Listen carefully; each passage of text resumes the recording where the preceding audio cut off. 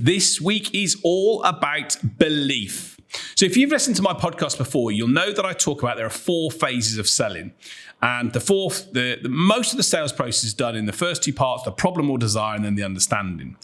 But if your prospect doesn't believe you and doesn't believe your story and doesn't believe what you do and how you do it, then you are not going to be able to get them to buy.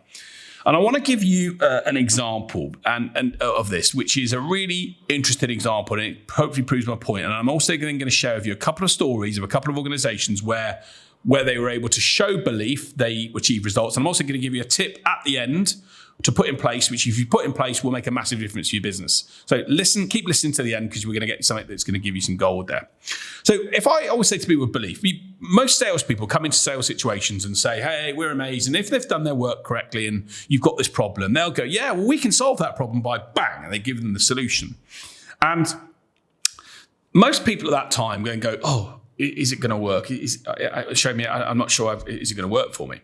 And I give this example. If I said to you, let's say right now, you listen to the podcast, and I said to you, let's say I was a magician in the finance space, and I said to you, hey, listener, give me £5,000 right now. And by the way, I'm not. By the way, just a disclaimer, I'm not doing this, just to be clear. But if I said, give me £5,000 right now, and I guarantee that I will turn it into £20,000 in 2 months' time, what would you say to me? And I ask this question a lot. So when I do sales training sessions, I ask that question because, the whole idea of 5,000 into 20,000 in 2 months' time, most people would say to me, no, don't believe you, sounds too good to be true, not possible, impossible, can't be done, whatever the other theory elements are, the other comments they'll say. And probably right now, you're listening to me and saying it can't be done. And by the way, I don't think it can be done, but I'm giving you as an example of the scenario, because salespeople come in and tell people that they can make miracles happen before, and it doesn't happen.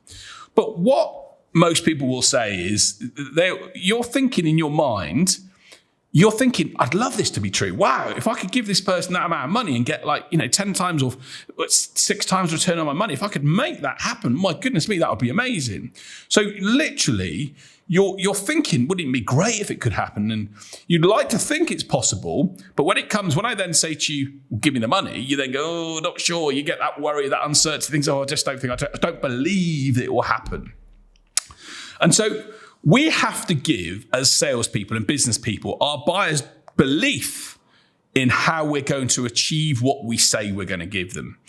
And if I said to you, and most people will say to you, if I say to them, actually going to give me the £5,000 and I'll turn it into £20,000. The other question that might come out from that, apart from I don't believe you, is how? Show me how you will make this happen.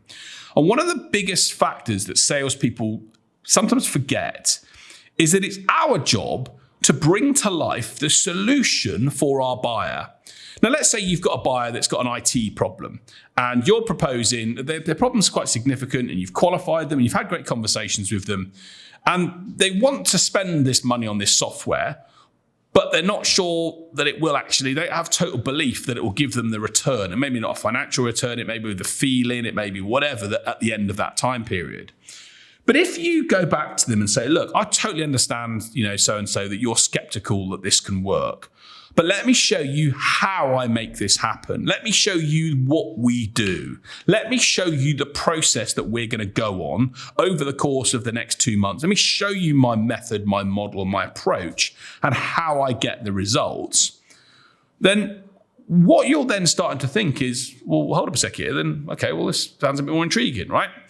Very few people are going to just say, oh, yeah, right, great, no worries at all. You're going to automatically make my world this incredible place. Yeah, I'll do it. Most people, if they do, they're quite naive. And generally, people are naive. Lots of things and issues happen with that.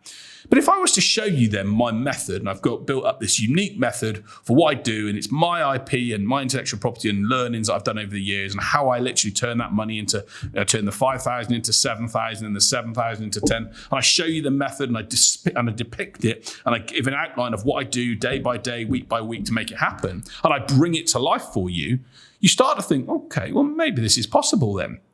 Now, there's a final part to the process, which I will say to this experience and in this episode, I say to people, if I then say to people, and by the way, here's 50 people I've already done it before, and you can even talk to them so that you can say to them, well, how did he do it? Yes, he told me he would give me this, and these are the case studies of people that made it happen, and you can talk to them, and they say, yeah, I'll show you my bank statements. Here's when I gave him 5, and here's what he turned into. Then you're probably thinking, well, great, let's do it. Because in other words, you trust me then to make it happen. But belief is the critical part in the sales process that most business people and salespeople don't think about, and they don't go through the element of how. So here's a little tip on how you can solve this that a company that I worked with previously did. So I used to work with a company that used to provide mobile cocktail bars to big posh weddings. And what they used to do, these guys would turn up. I think they had like a van like a dome that used to create, and it was a brilliant company. And they used to come up, and it was for big, if you were spending a lot of money on your wedding, it would have an outside bar, catering bar, and a cocktail bar that made these incredible cocktails in this incredible environment. Anyway, people used to love it, but they used to get people to sign up. Or to try and sign up, and they'd get basically their prospects saying to them, okay, I'll have a think about it and come back to you. And one of the things when I started to work with them, I said, well, what's stopping those people from going forward? And I remember actually having some research and calling a couple of the people that hadn't gone forward with them. And I remember asking them the question. I said, okay, can I just ask you? I know you haven't decided to go with it and say that's be fine. Can I ask the question as to why you didn't go ahead? And a number of the people that said, well, I was just, we had to pay quite a large amount of a deposit, in order to commit to it. And I wasn't sure they'd turn up, and I wasn't sure how it would look, and I wasn't sure how it would work, and I didn't think it would work properly. So their issue of buying wasn't to do with money, but because they couldn't picture how it was going to be delivered and how it would work. So what we got the company to do, based in the Midlands, is to put together, and the salesman had a document that put together that said, hey, when you decide to put your trust in us and work with us, here's what we're going to do. Here's what's going to happen. On day one, when you sign the order, this is going to happen. And they went through a period up until when that event was booked, whether it's 3 months before, 1 month before, 1 week before, whatever. They went through a process and showed them this chart, this graphic that went through and how they did what they did internally to ensure that it was delivered to the line and the expectations that the customer wanted. And in a period of 6 months after they did that, I think their conversion rates went up by even 19 or 20%. So I think it was 19% of conversions of people then feeling, oh, actually, now I believe that this will happen because they can see evidence of what they were going to do. They then decided to go with it. So my message to you on this podcast is this: your prospects, your buyers are thinking they'd like it to happen, but they don't have belief. They don't have enough belief that you can solve their problem. And so the way to solve that is to give them evidence of it. So here's the thing you should be putting in place. Put in place a document that says to whatever your service or product is, and if it's a smaller, cheaper product, then maybe that's not feasible. But if it's a bigger service, put in place a document that says, hey, here's our onboarding process. Here's our customer journey process. Here's our buy-in process, whatever you want to call it, that says from the moment you say yes to working with us and we take the deposit through to when we deliver it, this is what we're going to put in place. And show them it, and don't give them necessarily always a copy of it. It's your intellectual property. You might not want that to be utilised by maybe some of your competitors. But even then, if your competitors pick it up on it, they're probably going to think, wow, and you're already ahead of the game by doing it. So document the process of how you're going to deliver the results. Maybe break that down into 3 or 4 stages. When I work with clients, I break it down into 3 or 4 stages. Stage 1 is we're going to do this. Stage 2 is we're going to do this. Bring it to life for them. Make them believe. When you start to think of something that's unbelievable, you don't think it's not possible. And the way you build belief in a buyer's mind is to make them see it come to life. So bring your service, your outline to life and how you make it happen. And if you're selling complex software or complex systems or services, then you have to do this ever more than ever. When you sign up, we're then going to do the following. I'm always going to be working with you, but then we're going to do this person's going to be involved. We're going to do this at this time, at this time. Document it, show them it, and give them that detail. You don't always have to show them it too early in the process.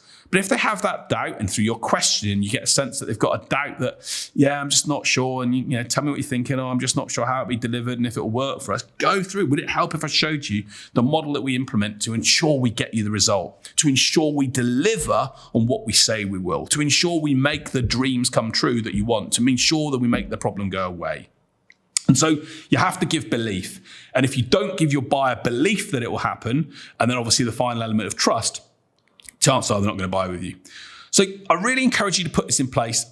It's a simple method, but it's often lost and left out by so many business owners and salespeople.